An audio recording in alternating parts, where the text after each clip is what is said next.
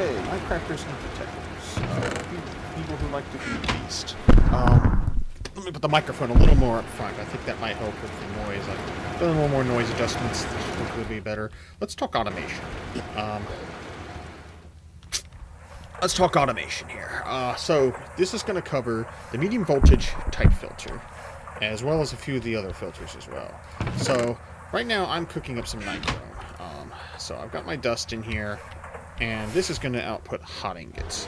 Now let's say I want to make it so that the vacuum freezer automatically processes them, so I don't have to, manually and painfully carry them over there. So what I've done here is I've added a pipe, and you're going to need lots of pipe for automation, so definitely bone up on making your brass pipes, and definitely go out and collect all the zinc you can find as you explore, especially as you start the game. You're going to need it later. So anyway, here's what we're going to do. So I've got hot ingots coming out, and they're going into this type filter. Now what is the type filter?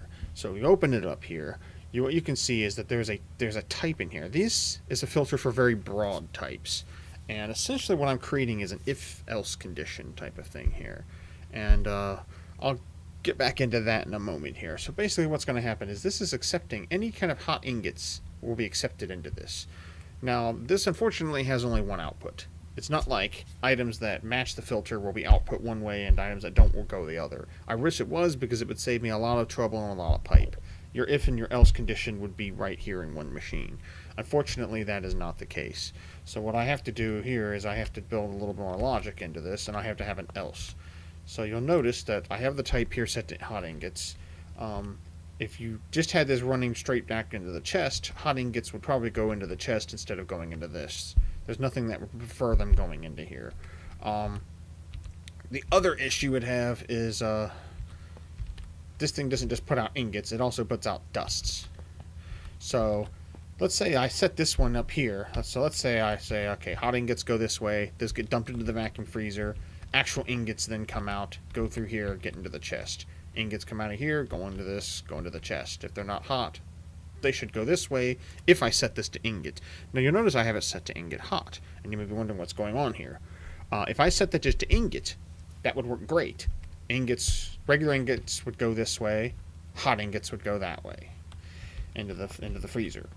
So why haven't I done that? Well, this blast furnace is capable of putting out dusts as well, small bits of ashes and carbon and magnesium chloride if you're doing titanium, and those will then get bunged up in the pipe and block it up because they have nowhere to go. You could put another filter out here or some other direction, maybe on top of it, to deal with the dusts, but in my opinion that's not that very efficient use of materials. So what you're better to do is to set this to hot ingot, but then click this guy here, and that basically reverses the thing, so that your filtering on anything that's not a hot ingot will pass through this. So hot ingots in the vacuum freezer like one just did. When that gets done, comes down here, anything that's not hot will be dumped into this chest. So that means that includes anything coming out of the blast furnace that's not hot, including dusts. So now you can kind of see how that works. I don't want to change these because I've kind of got an operation running right now, but just clicking on these, right lift or left click to go back and forth through the list. Now the problem is with Infitech2, there are so many different types, and it does cover broad types. Like this covers every kind of hot ingot you could imagine. But the problem that you have here is that there's a lot of different types, and it can take a long time to search through all of this. So this interface is kind of crap, unfortunately. You basically have to click your fingers off to find certain things in this. So that's the only really bad thing. I wish it had some kind of a list that you could scroll through and then choose the one you want. Unfortunately, they didn't design the interface that way. Other buttons on here. This is some kind of a emitting energy to the output side. I guess if you want power that's flowing into this thing to come out the other side, these do take power. What I did is I charged these up by temporarily connecting a battery buffer to them. I haven't done anything permanent yet, but these things have lasted a long time on that charge. I mean, this has done hundreds of ingots of stuff already, including titanium that I did earlier, and it's barely even scratched, the surface of this. This one's done a little more because it's done some steel and aluminum as well. So, you can just charge these up every once in a while if you want. The other option you have is to just maybe somewhere underneath it, just so you don't accidentally connect into your high voltage stuff, maybe put these are medium voltage. They're probably high voltage versions as well if you wanted to just power it off the same thing. I would not recommend powering it with the same thing running the blast furnace. The blast furnace really needs 100% power, and you don't want losses in cables, so you really don't want to do that in my opinion. You're probably going to have plenty of medium voltage stuff that's left over from the medium voltage age. Once you get to this, once you start making high voltage stuff, just, make a battery buffer. It only needs to be a single. Stick a battery in it. It doesn't even have to be a chargeable battery. You can use up all that nasty sulfuric acid to charge these guys up. Shouldn't be a problem. You should be able to run your whole operation off of that. Like I said, it's up to you how you want to do it. You can even use low voltage with a transformer, and then even just use those little low voltage rechargeable batteries that you end up with tons and tons of, or even make sulfuric acid ones. Make single uses. Those can be recycled, and it's a good way to get rid of all that sulfuric acid, other than maybe, say, electrolyzing it, which is usually what I'm doing to get the hydrogen out of it. But that said, you can see now how I've used this here. So this is the if condition here. If hot ingots, vacuum freezer, else chest. So that's kind of the logic I've put together here. Now, if you want to be more specific, that handles groups of items. For example, if you were using your macerator and you wanted your metal ores to go, your crushed metal to go one way, and your, say, your gems to go the other, maybe toward a sifting and washing and sifting operation versus a, washing, centrifuging, and heating operation here, what you would have to do is you could use the type filter to separate those, but if your washing operation's complicated, let's say iron, you just want to put that straight into your electric furnace, you don't care about the byproducts, but maybe other things like, say, say something that would give you a useful thing like lithium, for example, fairly rare, you won't get the maximum out of it, so you're going to want to do the ore washing, and you're going to want to do the centrifuging on it. You're going to have to create something more specific. And I don't know who Lincoln EXE is, but he is definitely dead. Yeah, that's one of the little breadcrumbs guys. Filters here. Now these guys, again, do take power, so you're going to have to kind of figure out power considerations. But I'm going to throw 3 different types of things here. For what I was just talking about, where you're going to send maybe iron straight to the furnace and lithium off to be, washed and spun, you would then use these item filters here. I'm just using a torch as an example. You can only put one in there. So if I put the crushed iron here, the crushed iron would then bank up here, and it will be output here eventually as the machine, does its processing. Copper, for example, you're probably going to want to get the cobalt out of. You would then make a separate one of these. So you're making basically a big, almost like an if-else, then else-if type branch condition. Only you're doing it with blocks instead of with code. The medium voltage regulator, this is a little different. Let's say your spinning operation, you've got the output of that. You're washing things, you're centrifuging things. You're going to get lots of this garbage here. Like, for example, magnetite. Let's say I want to do something with all this magnetite. But the problem is that, let's say you have some kind of auto-crafting table, and you wanted to auto-craft these into the finalized dusts. So you want to have an output like that. So you've got these, you want this. What you're going to do then is going to your regulator, and I believe I haven't actually used this thing yet or actually even tested it, but my understanding just from reading the handy dandy book here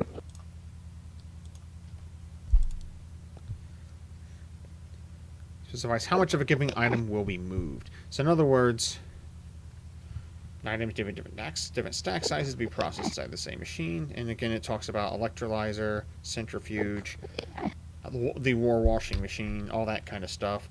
So basically 9 of these build up here, and then it'll move them, and that can go to some table that does some kind of auto crafting magic to take these 9 and give you 1. I haven't really played with any kind of automatic crafting stuff yet. There's a work table here, but I don't think it's exactly automated. There might be an automated version of that, but there are things you can do to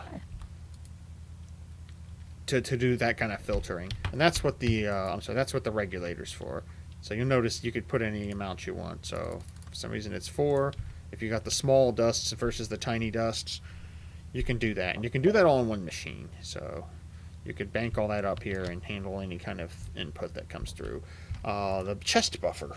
Now this guy here is one of the first buffers it has you build, and this guy here is, I think, good simply for building up lots and lots of stuff. Let's say you're running your macerator, and you're macerating all kinds of different stuff, and so they'll buffer up in here, and then they'll get released down these pipes as space becomes available within them.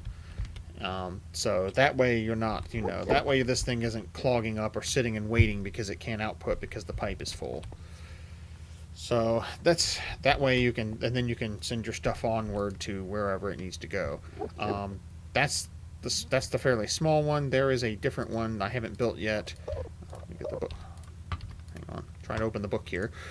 Let me get the book, and the book basically says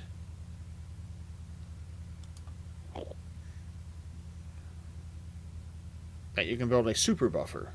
Now that thing takes one of these data control orbs. I just recently made one of these, but I haven't actually bothered to assemble this yet. But basically, it does the same thing as the chest buffer. It just handles a lot more stuff.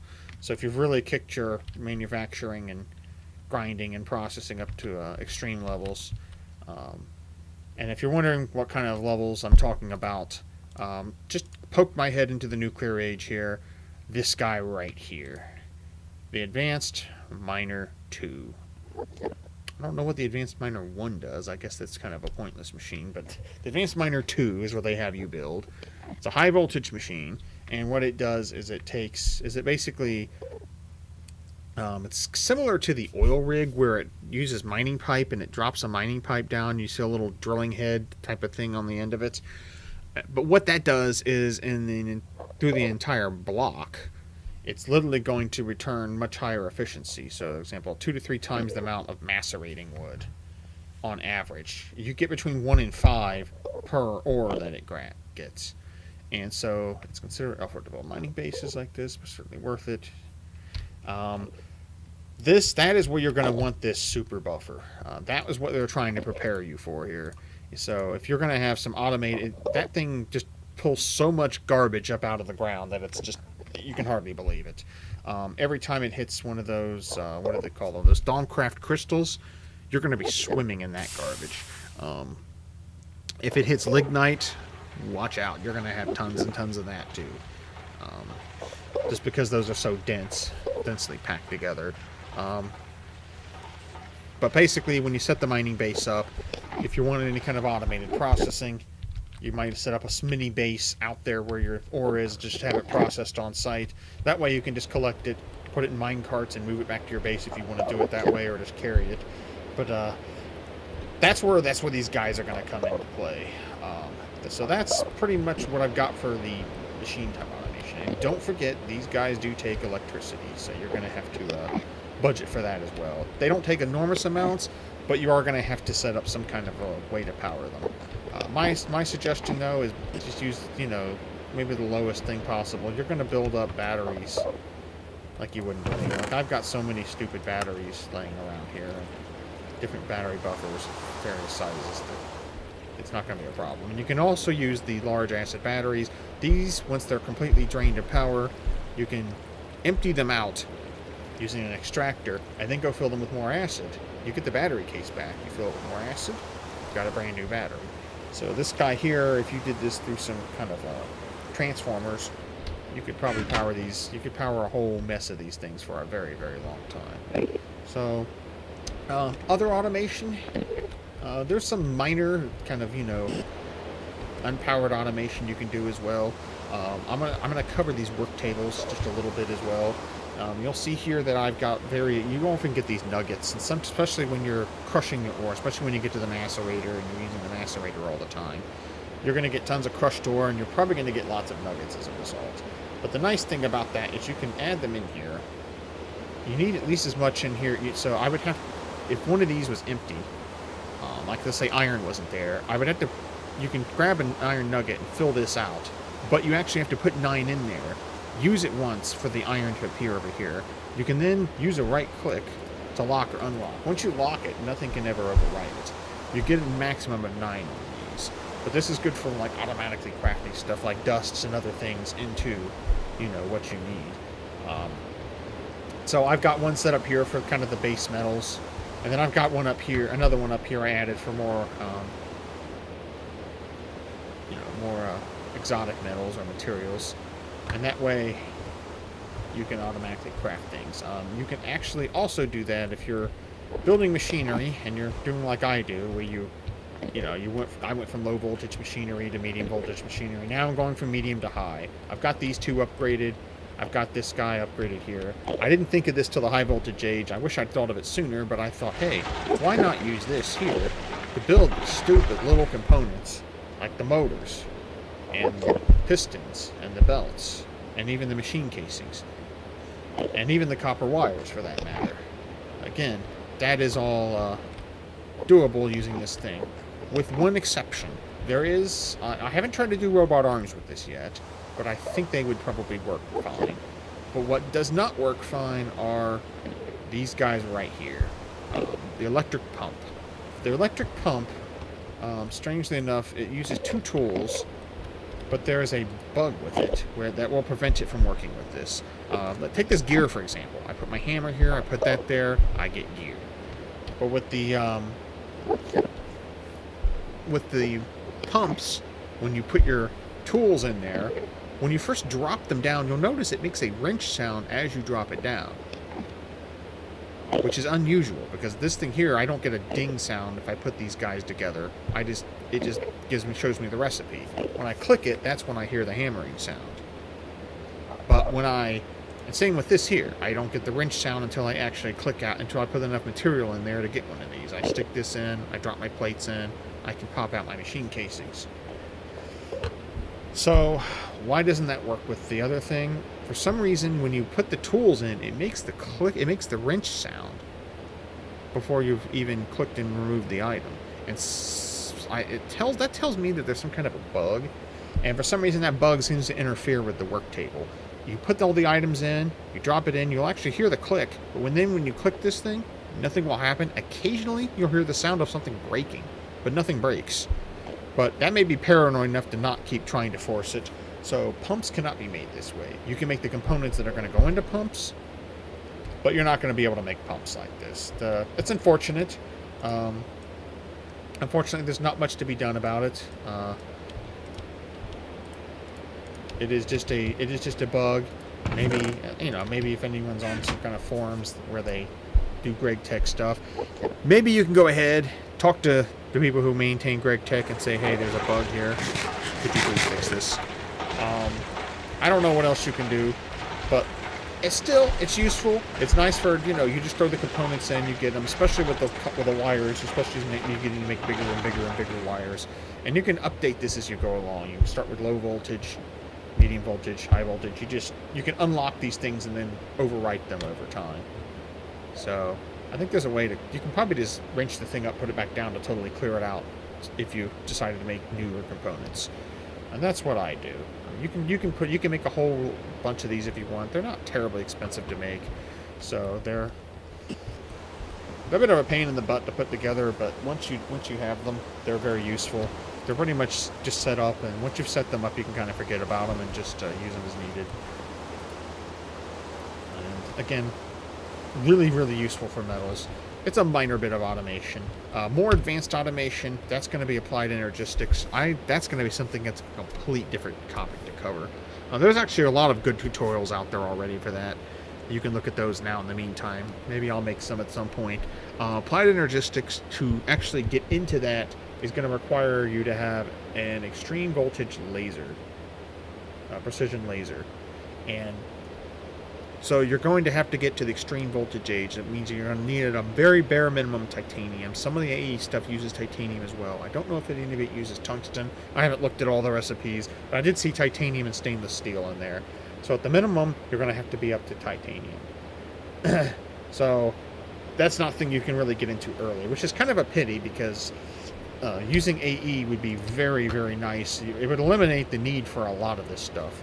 You could just simply buffer the stuff up in the machine and then have it give you what you want. But unfortunately, it looks like they're kind of pushing that. They're pushing that into more of a late game thing.